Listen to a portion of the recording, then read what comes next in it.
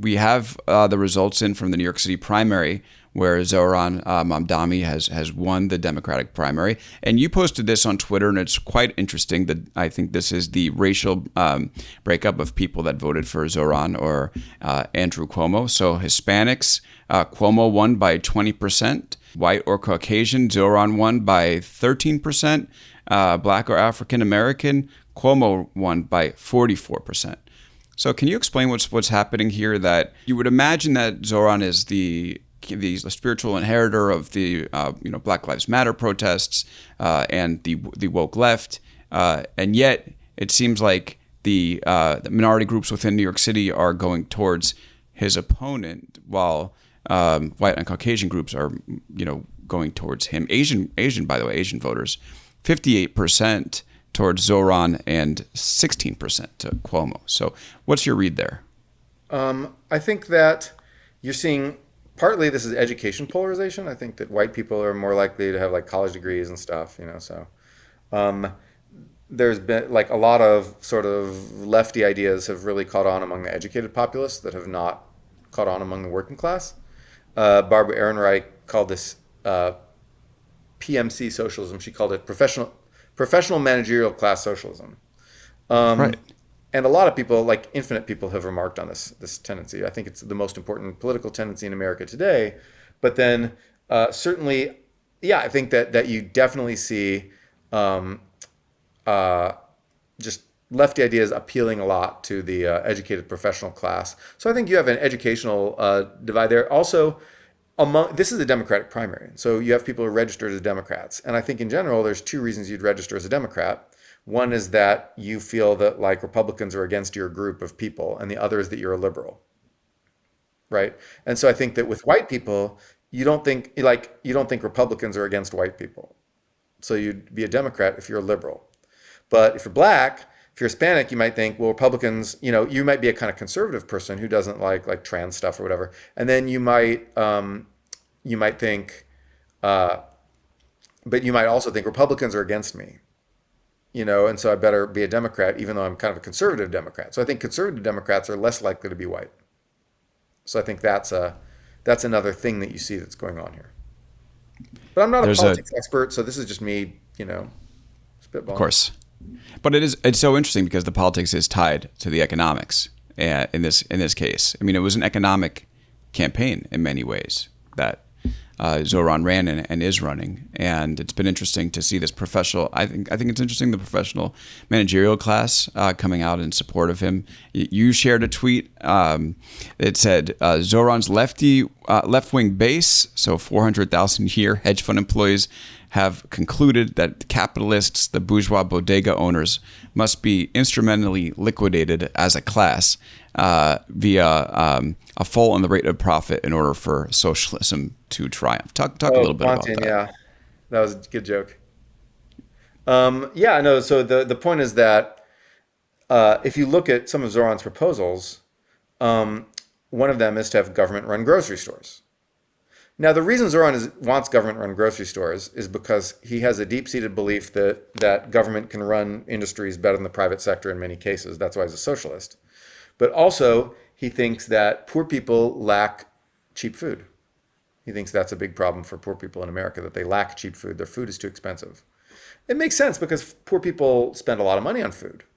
So of course, the price of food is really important for poor people. We all know that.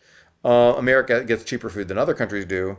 And actually, we do a pretty good job getting food cheaply to poor people compared to like most countries. But that's not on Zohran's radar right there. So he's like, food is too expensive. And of course, when we saw inflation, if you see inflation rise across the board, if you see prices rise across the board, well, food is going to hit the poor people hardest, right? Even if prices rise for like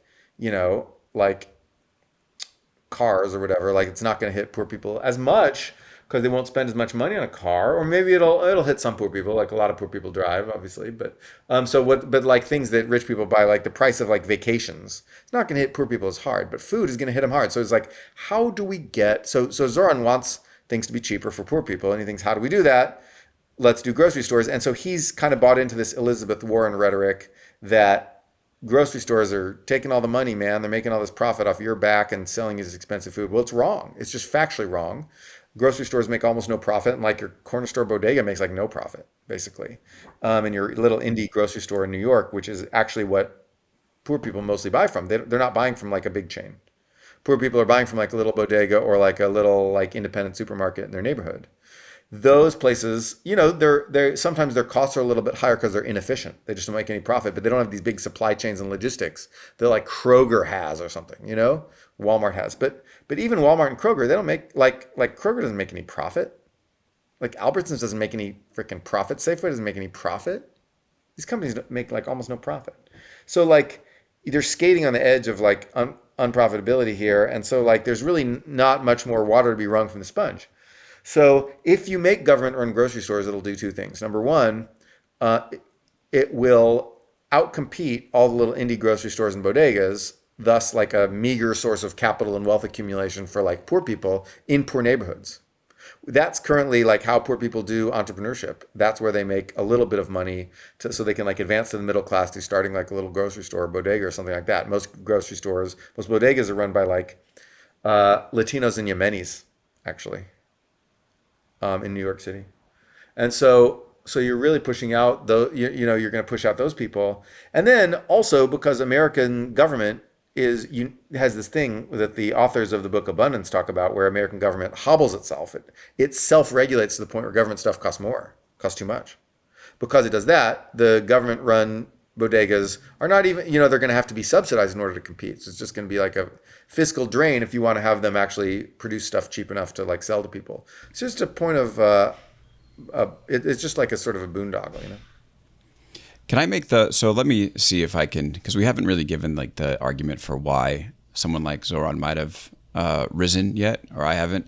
Let me just make the argument and throw it out to you. I mean, if you look at what's going on, we talked a little bit about asset inflation. It really is difficult to make it, I would argue, in New York and in many places in the United States, largely because real estate prices are really high. And so it might just be as simple as, if you look at the culture war stuff, you throw that out, throw the socialism stuff, the label out the window. Maybe what we're seeing in American politics right now, and I know this is not a full microcosm of American politics, but this flavor is starting to rise, is just that people have found that they are doing like the quote unquote right things and still unable to make a go of it. The American dream is inaccessible to them. And when you look at the, sort of joke about the professional managerial class, but a lot of people that have gone to college right now, they're saddled with, hundreds of thousands of dollars or 100,000 plus in debt. They can't afford a home and they're pissed. And so maybe it's just that simple explanation as to why a candidate of this nature or candidates of grievance are winning. Well, yeah, but so Zohran, I understand that sort of anger over student debt, sort of middle class anger over student debt and, expensive homes. I understand why that's a thing that people are upset about, but also it's true that Zohran isn't really going to address either of those things. Like he hasn't talked about it, it's not in his main policies, and he doesn't have the power. What about, the rent freeze is, I think, addressing that in some way. Well, is it? Because the rent freeze is for rent stabilized units only. Right. Okay. How many people who just graduate from college do you think live in a rent stabilized unit? How do you get in that rent stabilized unit if you had it? Rent control doesn't transfer when you change tenants, right? Mm-hmm. Correct. Okay, so you get your rent reset when you change the tenant. So yeah, maybe in the future they live in a rent stabilized unit that then gets rent frozen in the future, but then they're not the people sitting on these like old apartments that have been rent stabilized forever. Those are all older people. And so also if you're talking about the difficulty of buying a house, you're talking about rent freeze as a way of appeasing the people who are pissed about the cost of buying a house, well then you're looking at long-term renting of a rent stabilized unit as an alternative to home buying. Right? You're saying, well, I can't buy a home. At least I'm going to be able to have my rent stabilized and live here forever. I've seen the people who live in rent stabilized units for like 30 years in lieu of buying a home, and they're kind of poor.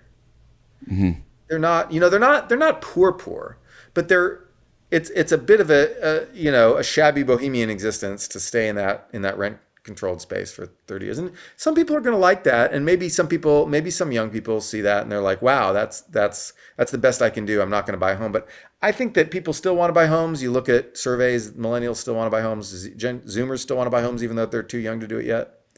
And And so I think that, yes, I do think people care about these things. No, I don't think that was Zoran's main appeal. I think that, his main, like, yes, people, like young people would like a bit of rent stabilization. But I think that uh, people like Zoran's attitude. He's handsome. He cares. That He's, does oftentimes explain a lot in yeah, politics. he's a good looking guy. He does a good video saying like, I care about you. People just want to vote for someone, and like Cuomo's a schmuck, and a giant NIMBY, and just basically like just a disaster of a politician, and nothing really going for him. And so people look at Zoran, they look at this young, handsome guy who says, I care about you, I care about these prices you're paying, blah, blah. And I don't think that people necessarily look at the deep economic impact and analyze like the economic impact of like, ooh, how would government run grocery stores actually do? Or like, would we really want free transit, free bus fares and stuff like that? So it's like, oh, this guy wants to reduce costs for us. He's a like young, handsome guy, looks cool, does a good video. I'll vote for that guy. And if you look at surveys of people who are voting for Zoran, a lot of them think like that, especially when your Right. opponent is this complete schmuck.